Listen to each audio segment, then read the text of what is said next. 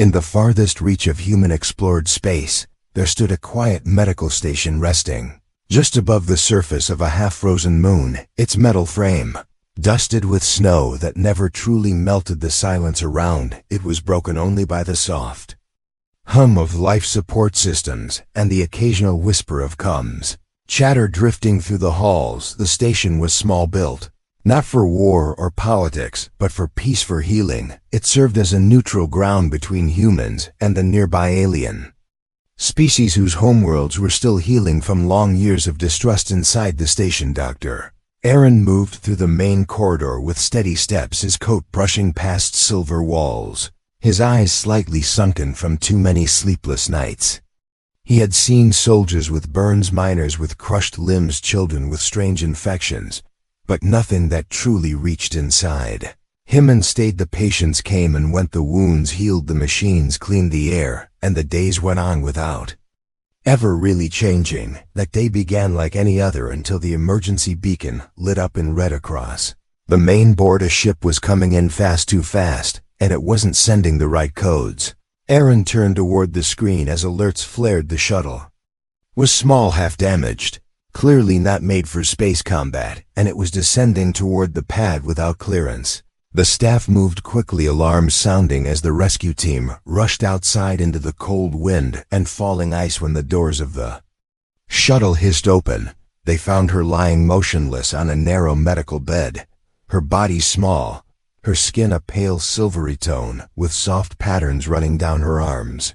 Like natural ink, her legs twisted unnaturally, her breathing shallow. She did not look older than a child, but the records later said she was close to maturity for her kind. Her people were known as gentle thinkers, scientists, artists, but also proud and distant. They did not trust easily, and they never asked humans for help. Aaron looked down at her and saw something broken, not just in the body, but in the spirit. She had been abandoned by the shuttle's single pilot, who claimed no knowledge of her identity, just an anonymous order to drop her at the human base and leave before being questioned. Her species refused to respond to transmissions. The mystery thickened, but the doctor had little time to wonder. He ordered her moved to the surgical chamber. Her skin was cold, but not dead. Her eyes flickered behind closed lids, muscles still alive, nerves not entirely lost. But there was one major problem. Her spinal column had collapsed, a long break in the middle and foreign scarring as if crude tools had tried and failed to fix her. Aaron scanned the damage with widening eyes. Even with the advanced technology of her people, nothing had worked because the damage was too deep, too sensitive, too interwoven with pain. The others stepped back, unsure, afraid of doing more harm than good.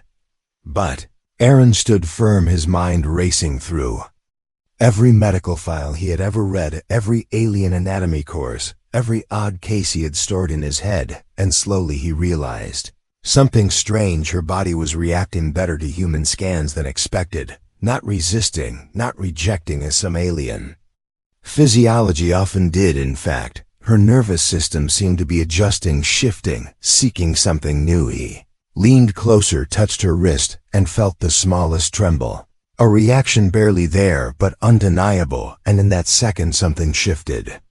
Inside him, the tiredness faded, the routine shattered.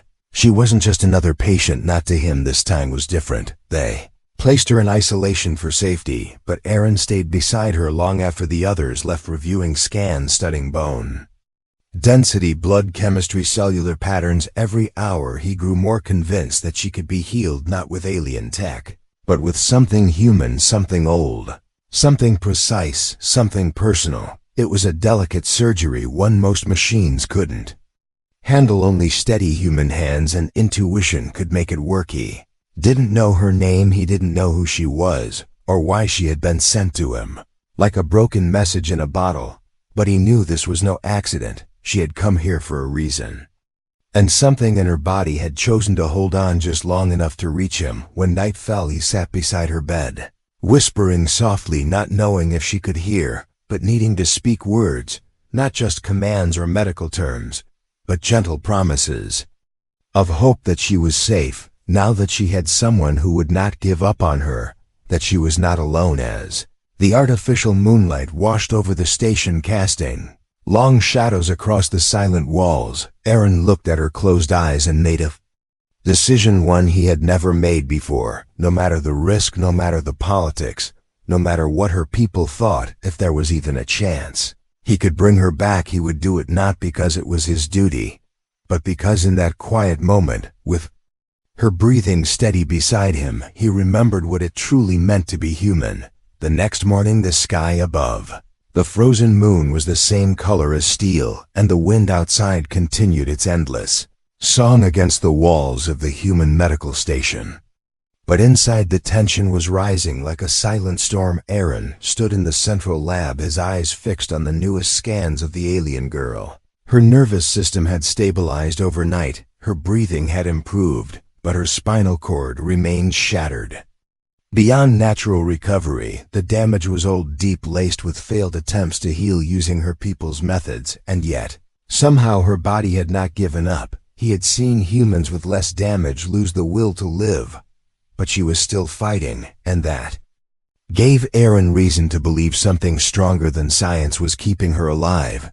Maybe it was instinct or hope, or something neither human nor alien could explain, but one thing was clear: she needed help, and time was running out. Her muscles were beginning to atrophy, and soon the damage would become permanent. Aaron walked to the observation room where two alien delegates waited. They wore smooth robes, and their expressions were unreadable, their eyes glowing faintly with the colors of their kind. They had arrived late in the night, sent by their council to investigate why one of their young had been left at a human station. Without warning, their voices were calm, but firm. They insisted the girl must not be touched. They claimed any human attempt to interfere would be seen as an insult to their culture, and would be rejected by the girl herself. Aaron stood silently listening to every word, but inside his heart burned.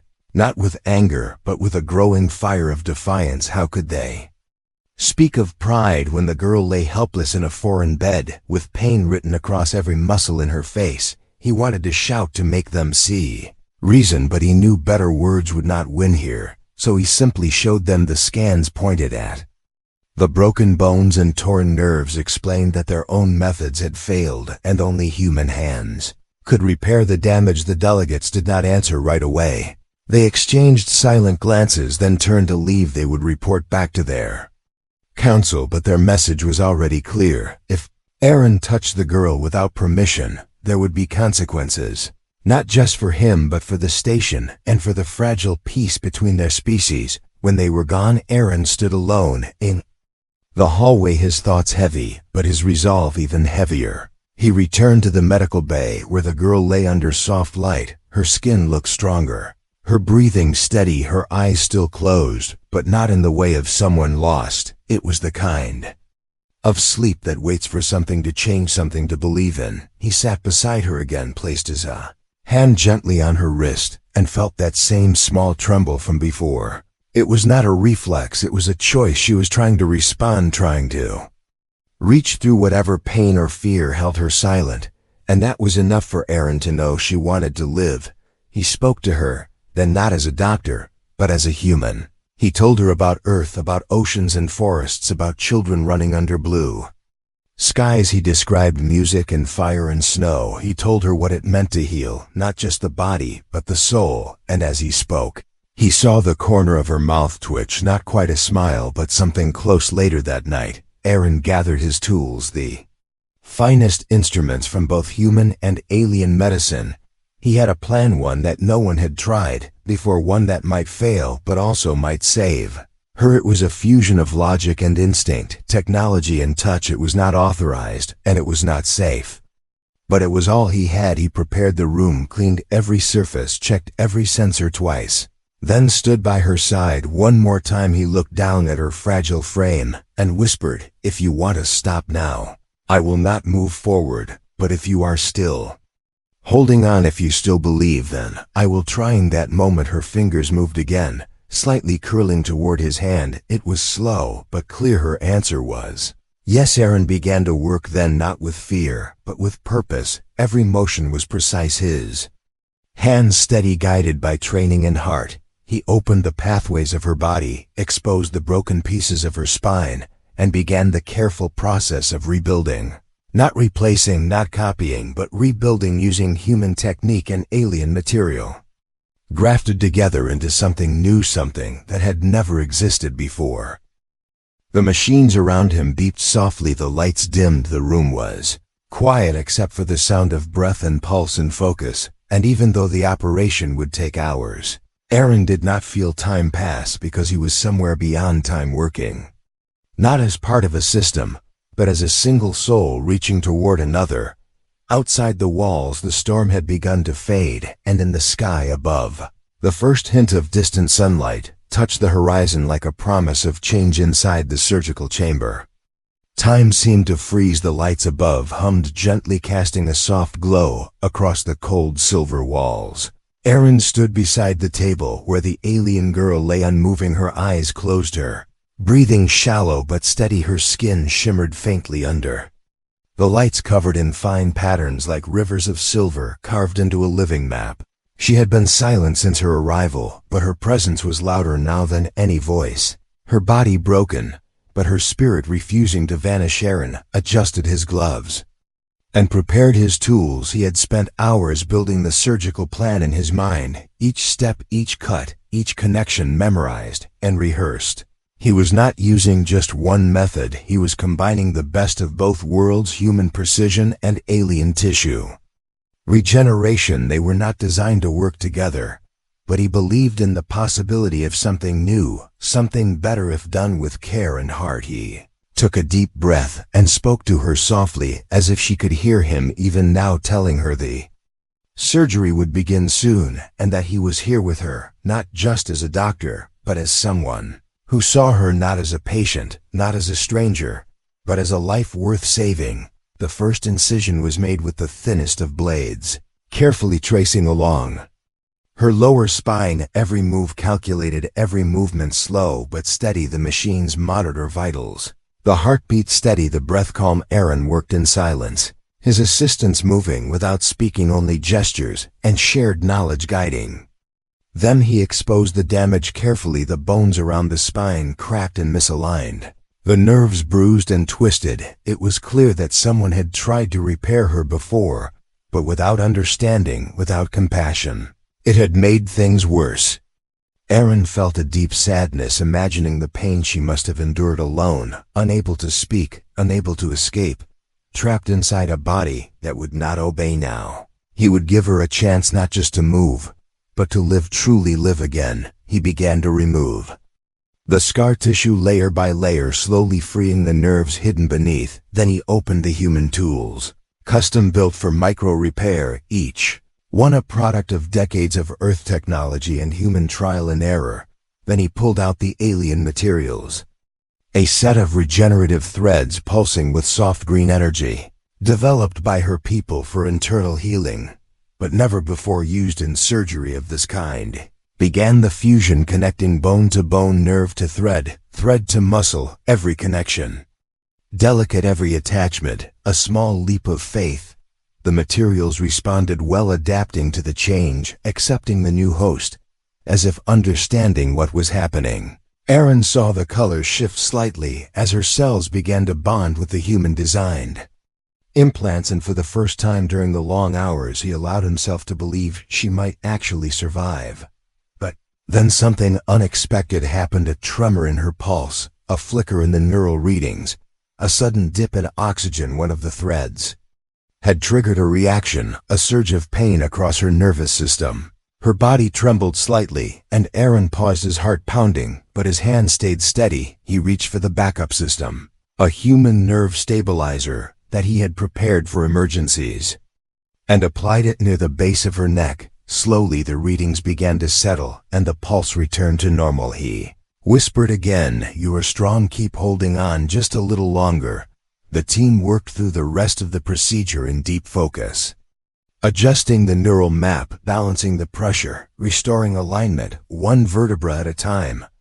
Aaron never looked away from her body. Every tiny signal, every twitch, every breath became a language between them, a silent dialogue of trust and hope. After What felt like a lifetime, the last thread was placed, and the final connection sealed. The body was closed, the surface cleaned, and the machines turned to monitoring mode. The girl remained still, her face soft, her body calm, but the signs were all there: the flow of her blood, the rhythm of her breath, the harmony between the human and alien elements. It was working. Aaron stepped back, his hands trembling now, not from fear but from relief. He removed his gloves and looked down at her, not as a doctor checking results, but as a human who had poured everything into saving a life that was never meant to cross his path, and yet had found its way into his care.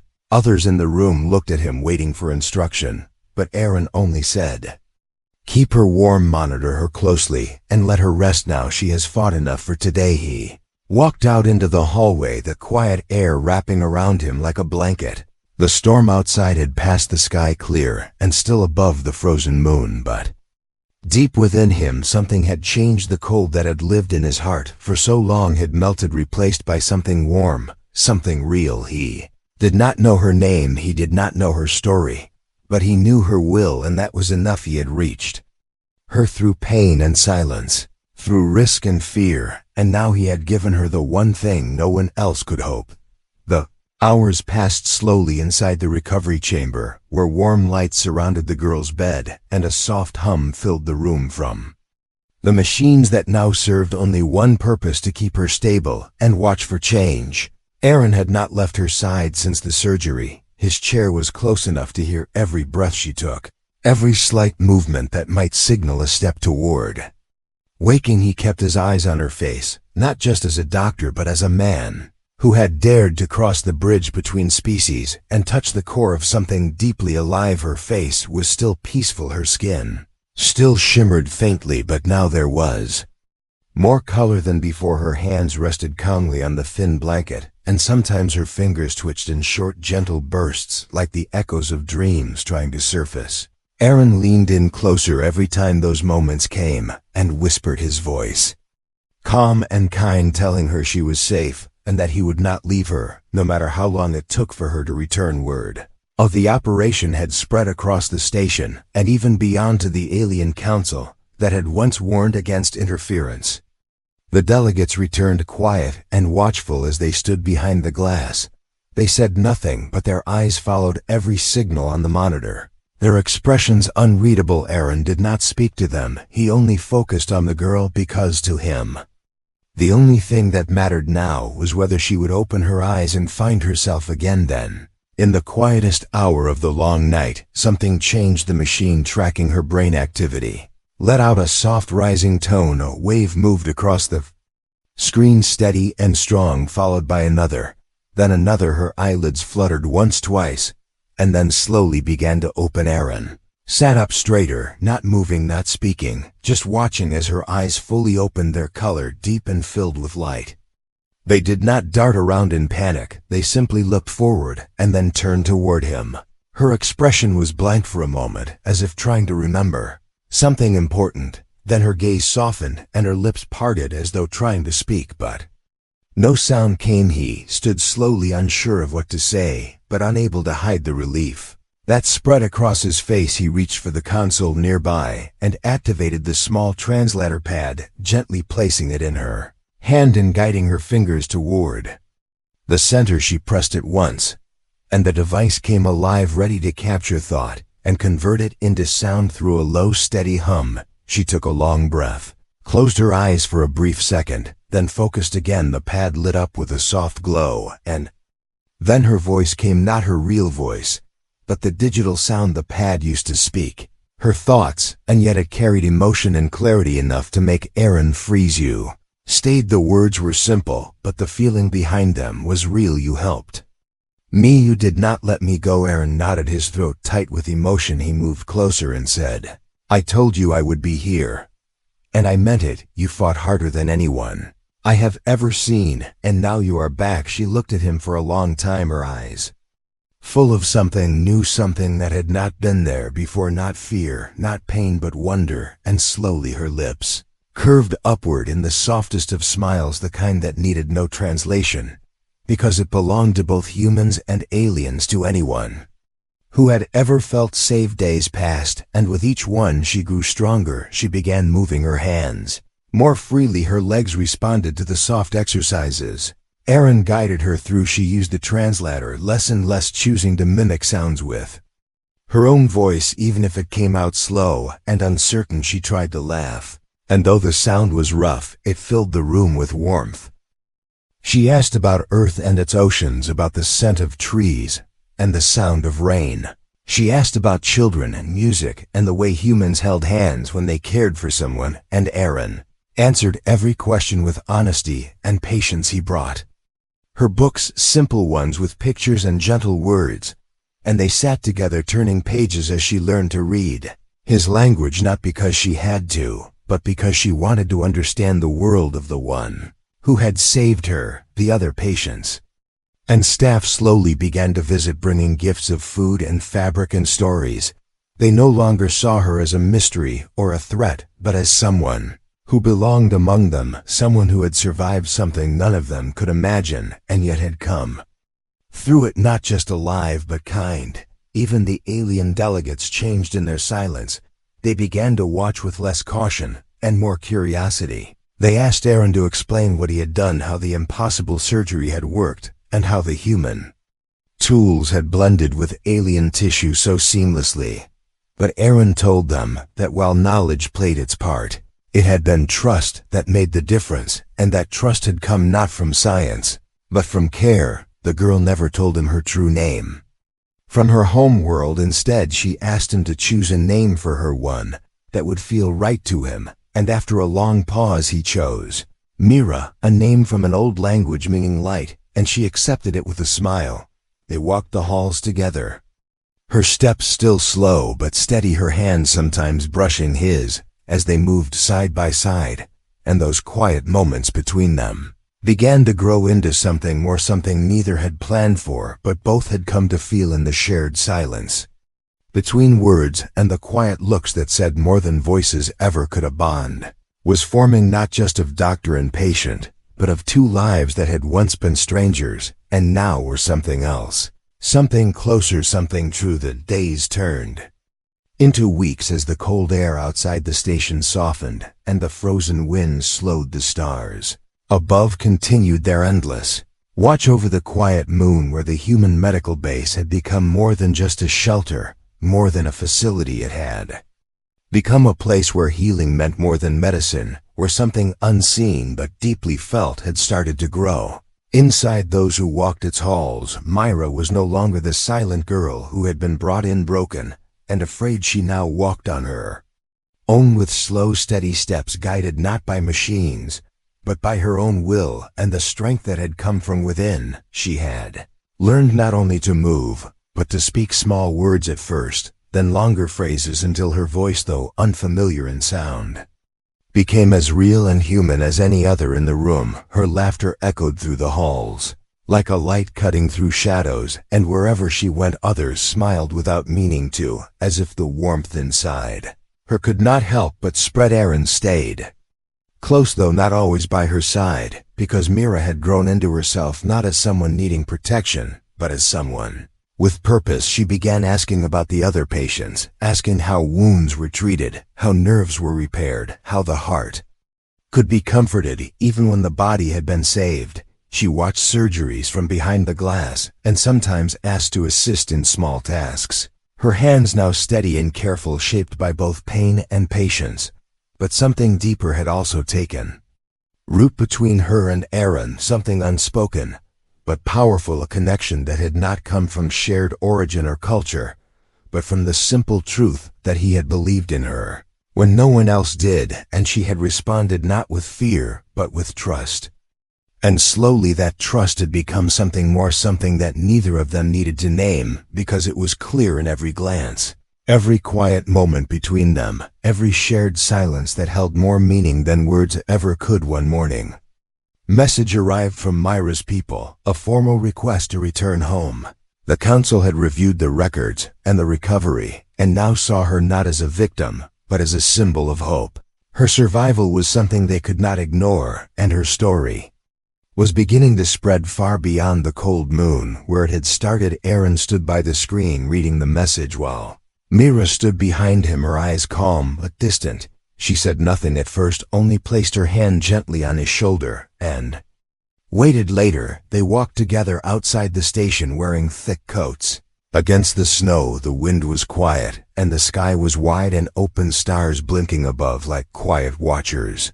Aaron said little, his heart heavy, though his face did not show it. He had always known this day would come. He had always known she would leave someday, but knowing something does not make it easier to accept. Mira stopped near the edge of the ridge where the light from the station glowed softly behind them. She turned to face him, her eyes bright and filled with something he could not fully read. Perhaps joy, perhaps sorrow, perhaps both. She told him that her people wanted her to speak for peace, that they had asked her to return, not just as a survivor, but as a living bridge between two worlds, and that she had agreed because she believed in healing not only bodies, but histories and fears and distances too long left untouched. Aaron nodded slowly, telling her that he was proud of her, that she had already done more than anyone could ask, that she had become something powerful, not because of what happened to her, but because of what she chose to do with it.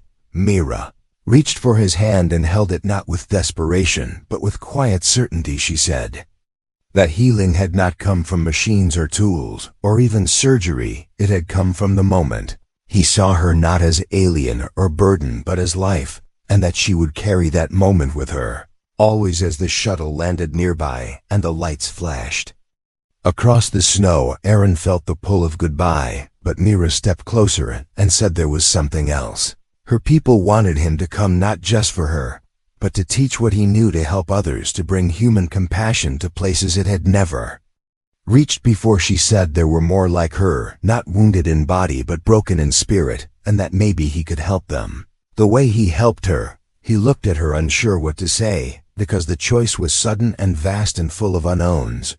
But when he saw her face, saw the way she looked at him, not with hope, but with belief, he knew the answer. He returned to the station, packed only what he needed, left instructions for the staff, and within hours, he stood beside her again as the shuttle prepared to rise from the ground. Their hands closed, their eyes locked, not as doctor and patient, but as two lives that had changed each other in ways no science could explain. As the engines lit and the ship began to rise, the moon below shrinking slowly, Mira spoke one last time, her voice quiet but steady, saying, "You gave me back my body, but it was your heart that gave me back my life." And Aaron answered, not with words but with a quiet smile, the kind that said everything. And so the stars welcomed them, not as strangers, but as something new, a doctor and a girl once lost, now found, and together they moved toward a future no one had imagined, where healing was not limited by species or fear,